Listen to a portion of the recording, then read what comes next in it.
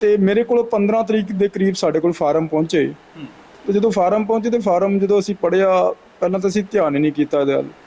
ਫਿਰ ਜਦੋਂ ਧਿਆਨ ਨਾਲ ਅਸੀਂ ਫਾਰਮ ਪੜ੍ਹਿਆ ਤੇ ਮੈਂ ਹੈਰਾਨ ਹੋ ਗਿਆ। ਉਹਦੇ 'ਚ ਸਿਰਫ ਇੱਕ ਕਾਲਮ ਲਿਖਿਆ, ਮੈਂ ਕੇਸਧਾਰੀ ਸਿੱਖ ਹਾਂ, ਮੈਂ ਆਪਣੇ ਕੇਸਾਂ ਦੀ ਕਿਸੇ ਤਰ੍ਹਾਂ ਬੇਦਬੀ ਨਹੀਂ ਕਰਦਾ, ਮੈਂ ਕੁੱਠਾ ਮੀਟ ਨਹੀਂ ਖਾਂਦਾ ਔਰ ਮੈਂ ਪਤਿਤ ਨਹੀਂ ਹਾਂ, ਇਸ ਕਰਕੇ ਮੇਰੀ ਵੋਟ ਬਣਾਈ ਜਾਏ। ਮੈਂ ਹੈਰਾਨ ਹੋ ਗਿਆ, ਪੂਰੇ ਫਾਰਮ ਦੇ ਵਿੱਚ ਕਿਤੇ ਵੀ ਇਹ ਨਹੀਂ ਲਿਖਿਆ ਗਿਆ ਕਿ ਮੈਂ ਸ਼੍ਰੀ ਗੁਰੂ ਗ੍ਰੰਥ ਸਾਹਿਬ ਨੂੰ ਗੁਰੂ ਰੂਪ ਮੰਨਦਾ, ਹੋਰ ਕਿਸੇ ਧਰਮ ਜਾਂ ਦੇਵੀ ਦੇਵਤਾ ਨੂੰ ਨਹੀਂ ਮੰਨਦਾ। ਫਿਰ ਮੈਂ ਉਹਦੇ ਵਾਸਤੇ ਆਪਣੇ ਇੰਟੈਲੈਕਚੁਅਲਸ ਨਾਲ ਗੱਲ ਕੀਤੀ, ਹੋਰ ਵੀ ਜਿਵੇਂ ਸਤਿਕਾਰ ਸਭਾ ਦੇ ਸਾਡੇ ਸੁਖਵਿੰਦਰ ਸਿੰਘ ਸੀ, ਮੈਂ ਇਹਨਾਂ ਨੂੰ ਕਿਹਾ, ਮੈਂ ਕਿਹਾ ਜੀ ਸਾਨੂੰ ਕੀ ਕਰਨਾ ਚਾਹੀਦਾ ਇਹਦੇ 'ਤੇ।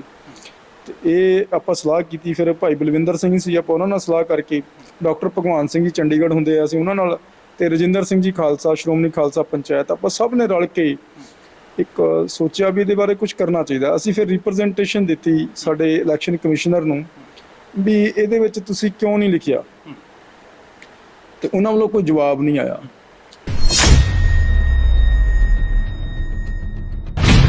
ਉਹ ਜਦੋਂ ਅਸੀਂ ਉਹਨਾਂ ਨੂੰ ਪੁੱਛਿਆ ਵੀ ਇਹ ਤੁਸੀਂ ਕਿਉਂ ਨਹੀਂ ਕਰ ਰਹੇ, ਉਹ ਚੁੱਪ ਕਰ ਗਏ।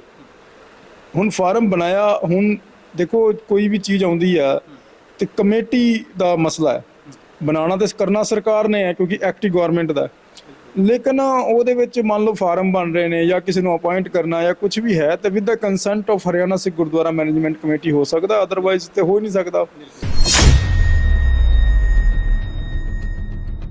Act Haryana Sikh Gurdwara management committee ਦਾ ਜਿਹੜਾ ਐਕਟ ਆ, ਉਹਦਾ ਸੈਕਸ਼ਨ 2 ਕਲੌਜ਼ ਜੇ ਆਈ ਕੇ, ਇਹ ਜਿਹੜੇ ਕਲੌਜ਼ ਨੇ ਇਹ ਡੈਫੀਨੇਸ਼ਨ ਕਲੀਅਰ ਕਰਦੇ ਨੇ ਵੀ ਸਿੱਖ ਕੌਣ ਹੈ। ਉਹਦੇ 'ਚ ਲਿਖਿਆ ਬਕਾਇਦਾ ਐਨ ਬੜਾ ਸਪਸ਼ਟ ਲਿਖਿਆ, ਜਿਹੜਾ ਸਿੱਖ ਹੈ ਉਹ ਗੁਰੂ ਗ੍ਰੰਥ ਸਾਹਿਬ ਦੀ ਸਿੱਖਿਆਵਾਂ 'ਚ ਬਿਲੀਵ ਕਰੇਗਾ, 10 ਗੁਰੂ ਸਾਹਿਬਾਨਾਂ ਦੀ ਸਿੱਖਿਆਵਾਂ 'ਚ ਬਿਲੀਵ ਕਰੇਗਾ ਔਰ ਕਿਸੇ ਨੂੰ ਨਹੀਂ ਮੰਨੇਗਾ। ਇਹ ਬੜਾ ਕਲੀਅਰ ਆ ਉਹਦੇ 'ਚ। ਫਿਰ ਤੁਹਾਨੂੰ ਇੰਨੀ ਲਾਈਨ ਲਿਖਣ 'ਚ ਕੀ ਦਿੱਕਤ ਸੀਗੀ, ਕਿਉਂ ਨਹੀਂ ਲਿਖੀ ਤੁਸੀਂ?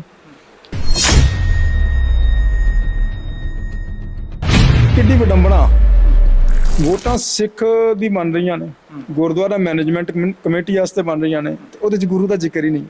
ਜਿਸ ਗੁਰੂ ਦੇ ਅਸੀਂ ਸਿੱਖ ਹਾਂ ਉਹਦਾ ਜ਼ਿਕਰ ਹੋਣਾ ਚਾਹੀਦਾ ਨਾ। ਜਿਸ ਗੁਰੂ ਸਾਹਿਬ ਨੇ ਸਾਨੂੰ ਸਿੱਖ ਬਣਾਇਆ, ਜਿਨ੍ਹਾਂ ਕਰਕੇ ਸਾਡੀ ਪਛਾਣ ਆ, ਜਿਨ੍ਹਾਂ ਕਰਕੇ ਅਸੀਂ ਸਮਾਜ 'ਚ ਵਿਚਰਦੇ ਹਾਂ, ਉਹ ਪਿੱਛੇ ਹੁਣ ਸਾਜ਼ਿਸ਼ ਦੀ ਜਿਹੜੀ ਗੱਲ ਤੁਸੀਂ ਕਰ ਰਹੇ ਹੋ, ਦੇਖੋ ਮੈਨੂੰ ਇਹਦੇ 'ਚ ਕੌਨਸਪੀਰੈਂਸੀ ਨਜ਼ਰ ਆਉਂਦੀ ਹੈ। ਉਹ ਆਉਂਦੀ ਕਿਸ ਤਰ੍ਹਾਂ ਹੈ ਵੀ ਅੱਜ ਦੀ ਡੇਟ ਦੇ ਵਿੱਚ ਹਰਿਆਣਾ 'ਚ 22 ਲੱਖ ਸਿੱਖ ਵੱਸਦਾ, ਜਿਨ੍ਹਾਂ ਨੇ ਮੇਰੇ ਹਿਸਾਬ 'ਚ 16 ਲੱਖ ਸਿੱਖ ਦੀ ਵੋਟ ਹੈ, ਪਰ ਵੋਟਾਂ ਬਣੀਆਂ ਗਿਣੀਆਂ ਹੁਣ ਤੱਕ ਤੁਹਾਨੂੰ ਪਤਾ 1 ਤਰੀਕ ਤੋਂ ਲੈ ਕੇ 30 ਤਰੀਕ ਤੱਕ 90,000 ਸਨ। ਅੱਜ 16 ਤਰੀਕ ਤੱਕ ਡੇਟ ਵਧਾਏਗੀ, ਅੱਜ 6 ਤਰੀਕ ਹੋ ਗਈ ਤੇ ਸਾਡੀ 1.5 ਲੱਖ ਵੋਟ ਬਣੀ ਓਨਲੀ। ਤੇ ਉਹ 1.5 ਲੱਖ ਚੋਂ ਅਨਮਤੀਆਂ ਦੀ ਵੋਟ ਅੱਧੇ ਦੇ ਕਰੀਬ ਆ। Who is determined that he is sick or is not sick? ਕੌਣ ਨਿਰਧਾਰਿਤ ਕਰੇਗਾ ਇਸ ਗੱਲ ਨੂੰ?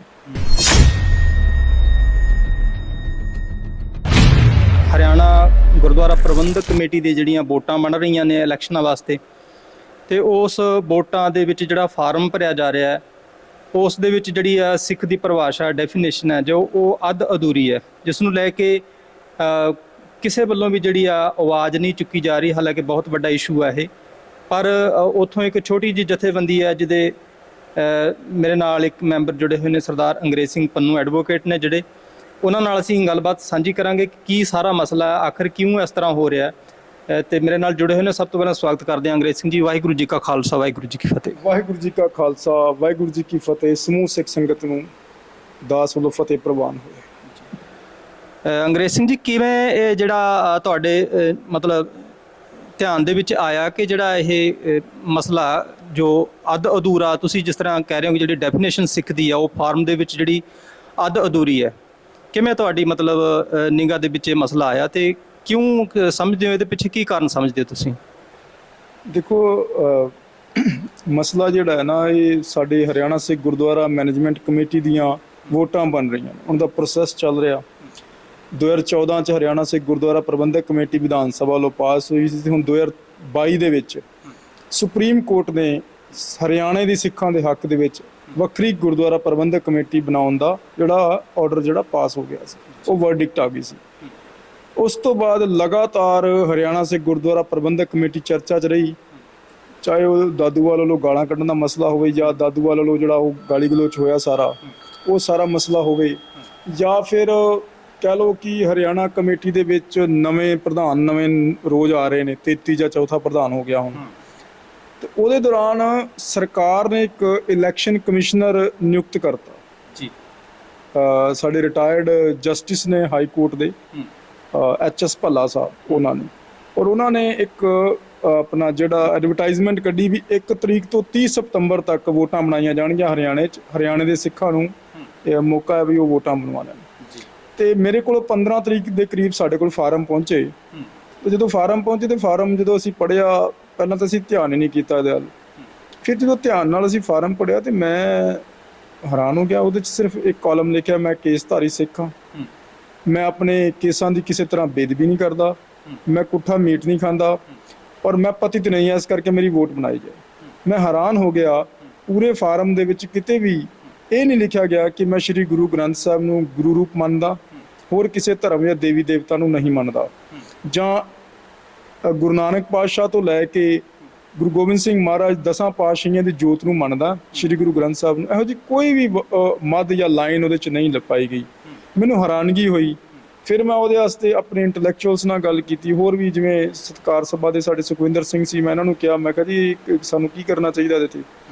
ਤੇ ਇਹ ਆਪਾਂ ਸਲਾਹ ਕੀਤੀ। ਫਿਰ ਭਾਈ ਬਲਵਿੰਦਰ ਸਿੰਘ ਸੀ, ਆਪਾਂ ਉਹਨਾਂ ਨਾਲ ਸਲਾਹ ਕਰਕੇ, ਡਾਕਟਰ ਭਗਵਾਨ ਸਿੰਘ ਜੀ ਚੰਡੀਗੜ੍ਹ ਹੁੰਦੇ ਆ, ਅਸੀਂ ਉਹਨਾਂ ਨਾਲ, ਤੇ ਰਜਿੰਦਰ ਸਿੰਘ ਜੀ ਖਾਲਸਾ, ਸ਼੍ਰੋਮਣੀ ਖਾਲਸਾ ਪੰਚਾਇਤ, ਆਪਾਂ ਸਭ ਨੇ ਰਲ ਕੇ ਇੱਕ ਸੋਚਿਆ ਵੀ ਇਹਦੇ ਬਾਰੇ ਕੁਝ ਕਰਨਾ ਚਾਹੀਦਾ। ਅਸੀਂ ਫਿਰ ਰਿਪਰੈਜ਼ੈਂਟੇਸ਼ਨ ਦਿੱਤੀ ਸਾਡੇ ਇਲੈਕਸ਼ਨ ਕਮਿਸ਼ਨਰ ਨੂੰ ਵੀ ਇਹਦੇ ਵਿੱਚ ਤੁਸੀਂ ਕਿਉਂ ਨਹੀਂ ਲਿਖਿਆ, ਤੇ ਉਹਨਾਂ ਵੱਲੋਂ ਕੋਈ ਜਵਾਬ ਨਹੀਂ ਆਇਆ।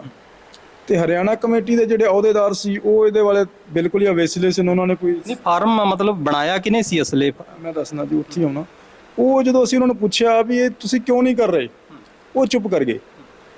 ਹੁਣ ਫਾਰਮ ਬਣਾਇਆ, ਹੁਣ ਦੇਖੋ ਕੋਈ ਵੀ ਚੀਜ਼ ਆਉਂਦੀ ਆ ਤੇ ਕਮੇਟੀ ਦਾ ਮਸਲਾ ਹੈ, ਬਣਾਉਣਾ ਤੇ ਕਰਨਾ ਸਰਕਾਰ ਨੇ ਹੈ ਕਿਉਂਕਿ ਐਕਟ ਗਵਰਨਮੈਂਟ ਦਾ, ਲੇਕਿਨ ਉਹਦੇ ਵਿੱਚ ਮੰਨ ਲਓ ਫਾਰਮ ਬਣ ਰਹੇ ਨੇ ਜਾਂ ਕਿਸੇ ਨੂੰ ਅਪਾਇੰਟ ਕਰਨਾ ਜਾਂ ਕੁਝ ਵੀ ਹੈ ਤੇ with the consent of Haryana Sikh Gurdwara management committee ਹੋ ਸਕਦਾ, ਅਦਰਵਾਈਜ਼ ਤੇ ਹੋ ਹੀ ਨਹੀਂ ਸਕਦਾ।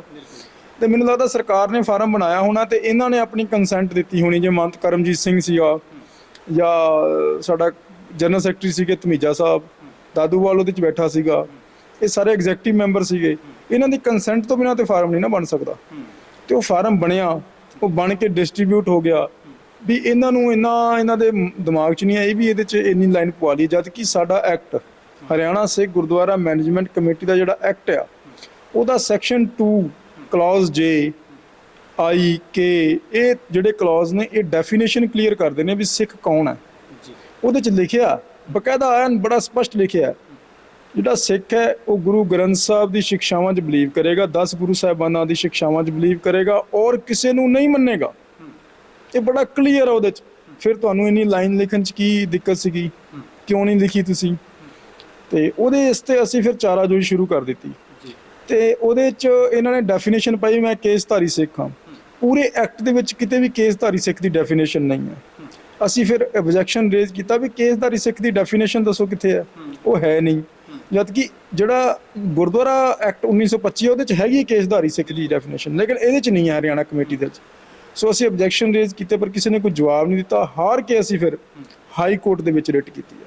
ਇਹਦਾ ਮੈਂ ਇੱਕ ਗੱਲ ਦੱਸ ਦਿਆਂ ਵੀ ਕਿੱਡੀ ਵਿਡੰਬਣਾ, ਵੋਟਾਂ ਸਿੱਖ ਦੀ ਬਣ ਰਹੀਆਂ ਨੇ, ਗੁਰਦੁਆਰਾ ਮੈਨੇਜਮੈਂਟ ਕਮੇਟੀ ਵਾਸਤੇ ਬਣ ਰਹੀਆਂ ਨੇ, ਤੇ ਉਹਦੇ 'ਚ ਗੁਰੂ ਦਾ ਜ਼ਿਕਰ ਹੀ ਨਹੀਂ। ਜਿਸ ਗੁਰੂ ਦੇ ਅਸੀਂ ਸਿੱਖ ਹਾਂ ਉਹਦਾ ਜ਼ਿਕਰ ਹੋਣਾ ਚਾਹੀਦਾ ਨਾ। ਜਿਸ ਗੁਰੂ ਸਾਹਿਬ ਨੇ ਸਾਨੂੰ ਸਿੱਖ ਬਣਾਇਆ, ਜਿਨ੍ਹਾਂ ਕਰਕੇ ਸਾਡੀ ਪਛਾਣ ਆ, ਜਿਨ੍ਹਾਂ ਕਰਕੇ ਅਸੀਂ ਸਮਾਜ 'ਚ ਵਿਚਰਦੇ ਹਾਂ, ਉਹੀ ਨਹੀਂ ਹੈ। ਦੂਸਰਾ, ਸਤਿਗੁਰ ਦੀ ਬਾਣੀ ਦਾ ਫਰਮਾਨ ਹੈ, ਮਾਰੇ ਕਹਿੰਦੇ ਨੇ ਏਕਾ ਬਾਣੀ ਇੱਕ ਗੁਰੂ ਇੱਕੋ ਸ਼ਬਦ ਵਿਚਾਰ। ਹੁਣ ਜਿਹੜਾ ਬੰਦਾ ਇੱਕ ਬਾਣੀ ਨਾਲ ਜੁੜਿਆ ਹੋਇਆ, ਉਹ ਬਾਣੀ ਕਿਹੜੀ ਹੈ? ਗੁਰੂ ਗ੍ਰੰਥ ਸਾਹਿਬ ਦੀ। ਸ਼ਬਦ ਦੀ ਵਿਚਾਰਧਾਰਾ ਨਾਲ ਜੁੜਿਆ, ਸ਼ਬਦ ਕਿਹੜਾ? ਜਿਹੜਾ ਗੁਰੂ ਗ੍ਰੰਥ ਸਾਹਿਬ 'ਚ ਦਰਜ ਆ। ਤੇ ਉਸੇ ਗੁਰੂ ਦਾ ਅਸੀਂ ਸਿੱਖ ਖਵਾਉਂਦੇ ਹਾਂ ਤੇ ਉਹਦਾ ਜ਼ਿਕਰ ਨਹੀਂ ਹੈ। ਮਾਰੇ ਕਹਿੰਦੇ ਨੇ ਸੋ ਸਿੱਖ ਸਖਾ ਬੰਦਪ ਹੈ ਭਾਈ ਜੋ ਗੁਰ ਕੇ ਭਾਣੇ ਵਿੱਚ ਆਵੇ। ਹੁਣ ਅਸੀਂ ਅਖਵਾ ਤੇ ਸਿੱਖ ਰਹੇ ਹਾਂ ਪਰ ਹੈ ਉਹ ਡੈਫੀਨੇਸ਼ਨ ਹੀ ਨਹੀਂ ਹੈ, ਇਨਕੰਪਲੀਟ ਡੈਫੀਨੇਸ਼ਨ ਦੇਤੀ ਵੀ ਮੈਂ ਕੇਸਧਾਰੀ ਸਿੱਖ ਹਾਂ। ਵੀ ਕੇਸਧਾਰੀ ਸਿੱਖ ਦਾ ਤੇ ਕੋਈ ਵੀ ਕੇਸਧਾਰੀ ਸਿੱਖ ਹੋ ਸਕਦਾ। ਕੇਸਧਾਰੀ ਤੇ ਦੇਖੋ ਬਹੁਤ ਸਾਰੇ ਆਰਐਸਐਸ ਨੇ ਹੁਣ ਨਵੇਂ ਬੰਦੇ ਪੈਦਾ ਕਰਤੇ, ਉਹ ਸਾਰੇ ਹੀ ਕੇਸਧਾਰੀ ਨੇ, ਕਈ ਨੇ ਮੈਂ ਦੇਖੇ ਨੇ, ਤੇ ਉਹ ਹੁਣ ਕੀ ਉਹ ਐਲੀਜੀਬਲ ਹੋ ਜਾਣਗੇ ਵੋਟ ਬਣਾਉਣ ਵਾਸਤੇ? ਦੂਸਰਾ ਤੁਸੀਂ ਰਾਧਾ ਸਵਾਮੀ ਦੇਖ ਲਓ, ਰਾਧਾ ਸਵਾਮੀ ਦੇ ਬਹੁਤੇ ਬੰਦੇ ਕੇਸਧਾਰੀ ਨੇ, ਪੱਗਾਂ ਵੀ ਬੰਨ੍ਹਦੇ ਨੇ, ਉਹਨਾਂ ਦੀ ਵੇਸ਼ਭੂਸ਼ਾ ਦਿੱਖ ਸਾਡੇ ਵਰਗੀ ਹੈ, ਤੇ ਉਹ ਕੀ ਹੁਣ ਵੋਟ ਪਾਉਣ ਦੇ ਅਧਿਕਾਰੀ ਹੋ ਜਾਣਗੇ? ਅਸੀਂ ਕਿਵੇਂ ਰੋਕਾਂਗੇ ਉਹਨਾਂ ਨੂੰ? But who determine that he is a Sikh or he is not a Sikh? The only ਜਿਹੜਾ ਜੱਜ ਆ ਸਾਡੇ ਕੋਲ, ਓਨਲੀ ਜੱਜ ਸ਼੍ਰੀ ਗੁਰੂ ਗ੍ਰੰਥ ਸਾਹਿਬ ਸਿੱਖ ਵਾਸਤੇ, ਉਹ ਡਿਸਾਈਡ ਕਰੇ। ਤੁਸੀਂ ਇਹਦੇ ਪਿੱਛੇ ਕੋਈ ਸਾਜ਼ਿਸ਼ ਸਮਝਦੇ ਹੋ ਫਿਰ? ਉੱਥੇ ਮੈਂ ਆਉਣਾ, ਉੱਥੇ ਵੀ ਆ ਰਿਹਾ ਸਾਜ਼ਿਸ਼। ਇਹਦੇ ਚ ਮੈਨੂੰ ਜੋ ਲੱਗਦਾ ਵੀ ਜਿਹੜਾ ਗੁਰੂ ਗ੍ਰੰਥ ਸਾਹਿਬ, ਮੈਂ ਉੱਥੇ ਪਹਿਲਾਂ ਗੱਲ ਮੈਂ ਖਤਮ ਕਰ ਦਿਆਂ, ਗੁਰੂ ਗ੍ਰੰਥ ਸਾਹਿਬ ਮਹਾਰਾਜ ਦੇ ਇਲਾਵਾ ਸਾਡੇ ਕੋਲ ਕੋਈ ਕਸੌਟੀ ਦਾ ਪੈਮਾਨਾ ਨਹੀਂ। ਬਿਲਕੁਲ ਹੀ is the last and final ਜੱਜ ਆਫ ਸਿੱਖੀਜ਼ਮ। ਸ਼੍ਰੀ ਅਕਾਲ ਤਖਤ ਸਾਹਿਬ ਦੀ ਜਿਹੜੀ ਕੋਡ ਆਫ ਕੰਡਕਟ ਆ, ਉਹਦੇ ਵਿੱਚ ਸਿੱਖ ਦੀ ਡਿਫਾਈਨ ਕੀਤਾ ਸਿੱਖ ਨੂੰ, ਹੂ ਇਜ਼ ਅ ਸਿੱਖ, ਬੜਾ ਕਲੀਅਰ ਹੈ, ਬੜਾ ਕਲੀਅਰ ਹੈ ਵੀ ਜਿਹੜਾ 10 ਗੁਰੂ ਸਾਹਿਬਾਨ, ਗੁਰੂ ਨਾਨਕ ਪਾਤਸ਼ਾਹ ਤੋਂ ਲੈ ਕੇ ਗੁਰੂ ਗੋਬਿੰਦ ਸਿੰਘ ਮਹਾਰਾਜ ਤੇ ਗੁਰੂ ਗ੍ਰੰਥ ਸਾਹਿਬ, ਇਹਨਾਂ ਨੂੰ ਮੰਨਦਾ ਔਰ ਇਸ ਤੋਂ ਛੁੱਟ ਹੋਰ ਕਿਸੇ ਧਰਮ ਨੂੰ ਨਹੀਂ ਮੰਨਦਾ, ਹੀ ਇਜ਼ ਅ ਸਿੱਖ। ਤੇ ਇੱਥੇ ਕੀ ਹੈ, ਇੱਥੇ ਕਿਉਂ ਨਹੀਂ ਤੁਸੀਂ ਪਾਇਆ? ਇਹਦੇ ਪਿੱਛੇ ਹੁਣ ਸਾਜ਼ਿਸ਼ ਦੀ ਜਿਹੜੀ ਗੱਲ ਤੁਸੀਂ ਕਰ ਰਹੇ ਹੋ, ਦੇਖੋ ਮੈਨੂੰ ਇਹਦੇ ਚ ਕੌਨਸਪੀਰੈਂਸੀ ਨਜ਼ਰ ਆਉਂਦੀ ਹੈ। ਉਹ ਆਉਂਦੀ ਕਿਸ ਤਰ੍ਹਾਂ ਹੈ ਵੀ ਅੱਜ ਦੀ ਡੇਟ ਦੇ ਵਿੱਚ ਹਰਿਆਣਾ ਚ 22 ਲੱਖ ਸਿੱਖ ਵੱਸਦਾ, ਜਿਨ੍ਹਾਂ ਦੇ ਮੇਰੇ ਹਿਸਾਬ ਚ 15-16 ਲੱਖ ਸਿੱਖ ਦੀ ਵੋਟ ਹੈ, ਪਰ ਵੋਟਾਂ ਬਣੀਆਂ ਗਿਣੀਆਂ ਹੁਣ ਤੱਕ ਤੁਹਾਨੂੰ ਪਤਾ 1 ਤਰੀਕ ਤੋਂ ਲੈ ਕੇ 30 ਤਰੀਕ ਤੱਕ 90,000 ਸਨ। ਅੱਜ 16 ਤਰੀਕ ਤੱਕ ਡੇਟ ਵਧਾਈ ਗਈ, ਅੱਜ 6 ਤਰੀਕ ਹੋ ਗਈ ਤੇ ਸਾਡੀ 1.5 ਲੱਖ ਵੋਟ ਬਣੀ ਓਨਲੀ।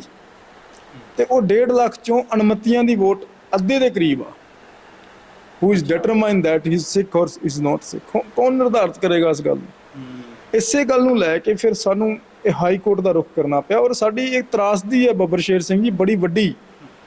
ਅਸੀਂ ਸਿੱਖ ਹਾਂ, ਸਿੱਖ ਦਾ ਮਸਲਾ ਨਹੀਂ ਹੱਲ ਕਰ ਸਕਦਾ। ਸਾਨੂੰ ਇੱਕ ਗੈਰ ਸਿੱਖ, ਨੌਨ ਸਿੱਖ ਬੰਦੇ ਸਿੱਖਾਂ ਨੂੰ ਡਿਟਰਮਾਈਨ ਕਰ ਰਹੇ।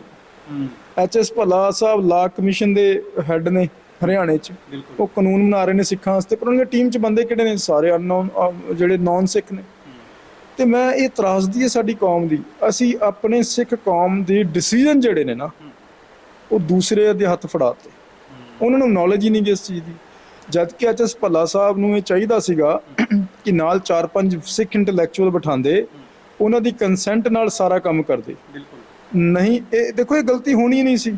ਅੱਜ ਵੀ ਅਸੀਂ ਉਹਨਾਂ ਨੂੰ ਮਿਲ ਕੇ ਆਏ ਆ, ਅਸੀਂ ਉਹਨਾਂ ਤੋਂ ਰਿਪਰੈਜ਼ੈਂਟੇਸ਼ਨ ਦਿੱਤੀ ਸੀ, ਉਹਨਾਂ ਨੇ ਮੈਨੂੰ ਨੋਟਿਸ ਭੇਜਿਆ ਸੀ, ਉਹ ਨੋਟਿਸ ਤੇ ਅੱਜ ਅਸੀਂ ਪੇਸ਼ ਹੋਏ ਆ। ਉਹਨਾਂ ਨੂੰ ਆਪਣੀ ਰਿਕੁਐਸਟ ਦਰਜ ਕਰਾ ਕੇ ਆਏ ਕਿ ਦੈਟ ਇਜ਼ ਆਵਰ ਆਬਜੈਕਸ਼ਨ। ਹੁਣ ਉਹਨਾਂ ਨੇ ਦੇਖਣਾ ਕੀ ਕਰਦੇ ਆ। ਅਸੀਂ ਹਾਈ ਕੋਰਟ ਰਿਟ ਪਾਈ, ਹਾਰ ਕੇ ਪਾਈ, ਜਦੋਂ ਕਿਤੇ ਚਾਰਾਜੋਈ ਨਹੀਂ ਚੱਲੀ। ਈਵਨ ਮੈਂ ਪਰਸੋਂ ਅਕਾਲ ਤਖਤ ਸਾਹਿਬ, ਸ਼੍ਰੀ ਅਕਾਲ ਤਖਤ ਸਾਹਿਬ ਦੇ ਜਥੇਦਾਰ ਸਾਹਿਬ ਨੂੰ ਚਿੱਠੀ ਪਾਈ ਵੀ ਤੁਹਾਡਾ ਕੀ ਰੁਖ ਹੈ ਇੱਧਰ। ਹੁਣ ਮੈਂ ਤੁਹਾਨੂੰ ਮਜ਼ੇਦਾਰ ਇੱਕ ਗੱਲ ਦੱਸਣਾ, ਮਜ਼ੇਦਾਰ ਇਸ ਕਰਕੇ ਹੈ ਵੀ ਅਸੀਂ ਖੜੇ ਕਿੱਥੇ ਹਾਂ। ਸਾਡੇ ਸਿੱਖਾਂ ਦੇ ਭਵਿੱਖ ਨੂੰ ਨਿਰਧਾਰਿਤ ਕਰਨ ਵਾਸਤੇ ਗੁਰੂ ਘਰਾਂ ਦੇ ਜਿਹੜੇ ਮੈਨੇਜਮੈਂਟ ਹੈ ਉਹਨੂੰ ਨਿਰਧਾਰਿਤ ਕਰਨ ਵਾਸਤੇ ਐਕਟ ਬਣਾਏ ਗਏ। ਐਕਟ ਗਵਰਨਮੈਂਟ ਨੇ ਬਣਾਏ ਨੇ, ਵਿਧਾਨ ਸਭਾਵਾਂ 'ਚ ਉਹ ਪਾਸ ਹੋਏ ਨੇ, ਸੈਂਟਰ ਗਵਰਨਮੈਂਟ ਨੇ ਉਹਨਾਂ ਨੂੰ ਪਾਸ ਕੀਤਾ। ਜਿਵੇਂ ਆਲ ਇੰਡੀਆ 1925 ਦਾ ਗੁਰਦੁਆਰਾ ਐਕਟ ਆ, ਉਹ ਸੈਂਟਰ ਗਵਰਨਮੈਂਟ ਦਾ ਪਾਸ ਹੋਇਆ ਹੋਇਆ। ਹਰਿਆਣਾ ਕਮੇਟੀ ਦਾ ਐਕਟ ਵਿਧਾਨ ਸਭਾ 'ਚ ਪਾਸ ਆ, ਠੀਕ ਹੈ ਨਾ? ਇਸ ਤਰ੍ਹਾਂ ਹੀ ਹੈ ਨਾ, ਦਿੱਲੀ ਕਮੇਟੀ ਦਾ ਦਿੱਲੀ ਵਿਧਾਨ ਸਭਾ 'ਚ ਪਾਸ ਆ। ਲੇਕਿਨ ਉਸ ਐਕਟ ਦੇ ਬਣਾਉਣ ਵਾਲੇ ਕੌਣ ਨੇ, ਔਰ ਅਸੀਂ ਉਸ ਐਕਟ ਤੇ ਚੱਲਣਾ ਕਿਵੇਂ, ਸਿੱਖ ਨੂੰ ਪਤਾ ਹੀ ਨਹੀਂ। ਸਭ ਤੋਂ ਵੱਡੀ ਤਰਾਸਦੀ ਹੈ, ਸਿੱਖ ਨੇ ਕਦੀ ਐਕਟ ਪੜ੍ਹਿਆ ਹੀ ਨਹੀਂ। ਮੈਂ ਇਹ ਦਾਅਵੇ ਨਾਲ ਕਹਿ ਸਕਦਾ 90% ਸਿੱਖਾਂ ਨੇ ਐਕਟ ਨਹੀਂ ਪੜ੍ਹਿਆ। ਜਿਹਦੇ ਐਕਟ ਹੀ ਨਹੀਂ ਪੜ੍ਹਿਆ ਤੇ ਉੱਥੇ ਫਿਰ ਬੰਨਾ ਕੀ ਹੈ? ਉੱਥੇ ਦਿੱਕਤ ਹੀ ਆਊਗੀ ਨਾ, ਤੇ ਦਿੱਕਤ ਆਏਗੀ ਤੇ ਫਿਰ ਉਹ ਦਿੱਕਤ ਅੱਜ ਸਾਡੇ ਸਾਹਮਣੇ ਆ ਚੁੱਕੀ ਹੈ। ਹੋਰ ਵੀ ਜਿਹੜੀਆਂ ਜਥੇਬੰਦੀਆਂ ਜਾਂ ਹਰਿਆਣਾ ਦੇ ਵਿੱਚ ਵੀ ਹੋਰ ਜਥੇਬੰਦੀਆਂ, ਖਾਸ ਕਰਕੇ ਬਲਜੀਤ ਸਿੰਘ ਦਾਦੂਵਾਲ ਵੀ ਆਪਣੇ ਆਪ ਨੂੰ ਦਾਅਵੇਦਾਰ ਪੇਸ਼ ਕਰਦੇ ਆ ਕਿ ਇਹਨਾਂ ਵੱਲੋਂ ਕੋਈ ਆਵਾਜ਼ ਚੁੱਕੀ ਜਾ ਰਹੀ ਹੈ ਇਸ ਦੇ ਖਿਲਾਫ? ਨਹੀਂ ਜੀ, ਉਹਨਾਂ ਨੂੰ ਕੋਈ ਆਬਜੈਕਸ਼ਨ ਨਹੀਂ ਫਾਈਲ ਕੀਤਾ ਗਿਆ, ਨਾ ਹੀ ਉਹਨਾਂ ਨੇ ਕੋਈ ਪ੍ਰੈਸ ਰਿਲੀਜ਼ ਕੀਤੀ ਹੈ, ਨਾ ਕੋਈ। ਉਂਝ ਦਾਦੂਵਾਲ ਹਰ ਮਸਲੇ ਤੇ ਬੋਲਦਾ, ਪਰ ਇਸ ਮਸਲੇ ਤੇ ਬਿਲਕੁਲ ਚੁੱਪ ਕਰ ਗਿਆ। ਜਦੋਂ ਚੁੱਪ ਕਰ ਗਿਆ ਤੇ ਅਸੀਂ ਸਮਝਦੇ ਹਾਂ ਕਿ ਉਹਦੀ ਕੰਸੈਂਟ ਹੈ, ਫਿਰ ਉਹਦੀ ਕੰਸੈਂਟ ਹੈ। ਤੇ ਜਦੋਂ ਕੰਸੈਂਟ ਹੈ ਤੇ ਫਿਰ ਅਸੀਂ ਸਮਝਦੇ ਹਾਂ ਵੀ ਉਹ ਸਰਕਾਰ ਨਾਲ ਰਲਿਆ ਹੋਇਆ। ਆਪਣੇ ਆਪ ਨੂੰ ਜਿੰਨਾ ਮਰਜ਼ੀ ਧਰਮੀ ਯੋਧਾ ਕਹਿ ਲੇ, ਜੋ ਮਰਜ਼ੀ ਕਹਿ ਲੇ, ਆਪਣੇ ਆਪ ਜੋ ਮਰਜ਼ੀ ਬਣਿਆ ਫਿਰੇ, ਪਰ ਸਾਨੂੰ ਲੱਗਦਾ ਨਹੀਂ ਕਿ ਉਸ ਮਸਲੇ ਦੇ ਉੱਤੇ ਉਹ ਬੋਲਿਆ। ਅੱਜ ਤੁਹਾਨੂੰ ਜਿਹੜਾ ਉੱਥੇ ਬੁਲਾਇਆ ਸੀਗਾ ਇਲੈਕਸ਼ਨ ਕਮਿਸ਼ਨਰ ਨੇ, ਉਹਨਾਂ ਨਾਲ ਮਤਲਬ ਕੀ ਕਮਿਟਮੈਂਟ ਹੋਈ ਹੈ? ਉਹਨਾਂ ਵੱਲੋਂ ਤਾਂ ਅਸੀਂ ਆਪਣੇ ਆਬਜੈਕਸ਼ਨ ਰੇਜ਼ ਕਰ ਰਹੇ ਹਾਂ, ਅੱਗੋਂ ਉਹਨਾਂ ਨੇ ਦੇਖਣਾ ਕੀ ਕਰਨਾ। ਅਸੀਂ ਤੇ ਦੱਸ ਰਹੇ ਕੁਝ ਵੀ ਰਿਸਪੌਂਸ ਉਹਨਾਂ ਵੱਲੋਂ ਆਇਆ? ਉਹਨਾਂ ਦਾ ਰਿਸਪੌਂਸ ਇਹ ਹੈ ਕਿ ਤੁਸੀਂ ਪਹਿਲਾਂ ਵੋਟਾਂ ਬਣਨ ਦਿਓ, ਫਿਰ ਅਸੀਂ ਆਬਜੈਕਸ਼ਨ ਚੁੱਕਾਂਗੇ। ਇਹ ਹੈ। ਤੇ ਫਿਰ ਤੇ ਵੋਟਾਂ ਬਣ ਜਾਣਗੀਆਂ, ਫਿਰ ਬਾਅਦ ਚ ਕੀ? ਉਹ ਕਹਿੰਦੇ ਨਹੀਂ ਜੀ ਅਸੀਂ ਐਕਟ ਦੇ ਅਕੋਰਡਿੰਗ ਚੱਲਣਾ ਹੈ, ਅਸੀਂ ਐਕਟ ਦੇ ਹਿਸਾਬ ਨਾਲ ਚੱਲਣਾ ਹੈ। ਇਸ ਕਰਕੇ ਅਸੀਂ ਤਾਂ ਪਹਿਲਾਂ ਚਾਹੁੰਦੇ ਸੀ ਕਿ ਇਹ ਵੋਟਾਂ ਜਿਹੜੀਆਂ ਬਣਨ ਤੋਂ ਪਹਿਲਾਂ ਇਹ ਜਿਹੜਾ ਕੁਝ ਹੋ ਜਾਏ, ਇਹਦੇ ਵਿੱਚ ਲਾਈਨਸ ਪੈ ਜਾਣ ਵੋਟਰ ਫਾਰਮ ਦੇ ਵਿੱਚ ਕਿ ਮੈਂ ਗੁਰੂ ਗ੍ਰੰਥ ਸਾਹਿਬ ਦਾ ਸਿੱਖ ਹਾਂ ਔਰ ਮੈਂ ਗੁਰੂ ਸਾਹਿਬ ਤੋਂ ਸਿਵਾ ਕਿਸੇ ਨੂੰ ਨਹੀਂ ਮੰਨਦਾ, ਇਹ ਪੈਣੀ ਚਾਹੀਦੀ ਹੈ। ਪਰ ਉਹ ਕਹਿੰਦੇ ਜੀ ਨਹੀਂ ਜੀ ਪਹਿਲਾਂ ਵੋਟਾਂ ਬਣਨੀਆਂ ਫਿਰ ਦੇਖਾਂਗੇ, ਫਿਰ ਤੁਸੀਂ ਇਲੈਕਸ਼ਨ ਰੇਜ਼ ਕਰਨਾ। ਲਾਸਟ ਦੇ ਵਿੱਚ ਤੁਸੀਂ ਕੀ ਸਿੱਖ ਪੰਥ ਨੂੰ ਅਪੀਲ ਕਰਨਾ ਚਾਹੁੰਦੇ ਹੋ ਅਕੋਰਡਿੰਗ? ਮੈਂ ਤੇ ਅਪੀਲ ਨਹੀਂ, ਮੈਂ ਬੇਨਤੀ ਕਰ ਸਕਣਾ ਸਿੱਖ ਪੰਥ ਦੇ ਚਰਨਾਂ ਦੇ ਵਿੱਚ ਸਾਰੇ ਇਸ ਕੌਮ ਨੂੰ ਬੇਨਤੀ ਕਰ ਸਕਣਾ ਵੀ ਅਸੀਂ ਐਕਟਾਂ ਦੇ ਅਧੀਨ ਆ ਗਏ, ਚਾਹੇ ਉਹ 1925 ਦਾ ਐਕਟ ਆ, ਚਾਹੇ ਉਹ ਹਰਿਆਣਾ ਕਮੇਟੀ ਦਾ ਐਕਟ ਆ, ਚਾਹੇ ਦਿੱਲੀ ਕਮੇਟੀ ਦਾ ਐਕਟ। ਸਾਰੀ ਸਿੱਖ ਕੌਮ ਐਕਟ ਦੇ ਥੱਲੇ ਆ, ਖਾਸ ਕਰਕੇ ਜੋ ਇੰਡੀਆ 'ਚ ਨੇ। ਉਸ ਐਕਟ ਦੇ ਅਕੋਰਡਿੰਗ ਸਾਨੂੰ ਪਹਿਲਾਂ ਸਭ ਨੂੰ ਐਕਟ ਪੜ੍ਹਨਾ ਚਾਹੀਦਾ ਤੇ ਉਸ ਐਕਟਾਂ ਨੂੰ ਪੜ੍ਹ ਕੇ ਸ਼੍ਰੀ ਅਕਾਲ ਤਖਤ ਸਾਹਿਬ ਨੂੰ ਦਿਸ਼ਾ ਨਿਰਦੇਸ਼ ਹਰ ਸਟੇਟ ਨੂੰ ਦੇਣੇ ਚਾਹੀਦੇ ਨੇ। ਜੇ ਨਹੀਂ ਦਿੱਤੇ ਜਾਣਗੇ ਤੇ ਇਹੋ ਜਿਹੇ ਭੰਬਲ ਭੁੱਸੇ ਪੈਣਗੇ ਤੇ ਉਹਦੇ ਨਾਲ ਕੀ ਹੋਏਗਾ, ਸਿੱਖ ਵਿਚਾਰਾ ਆਪਣੀ ਰਾਹ ਤੋਂ ਡਗਮਗਾ ਜਾਏਗਾ।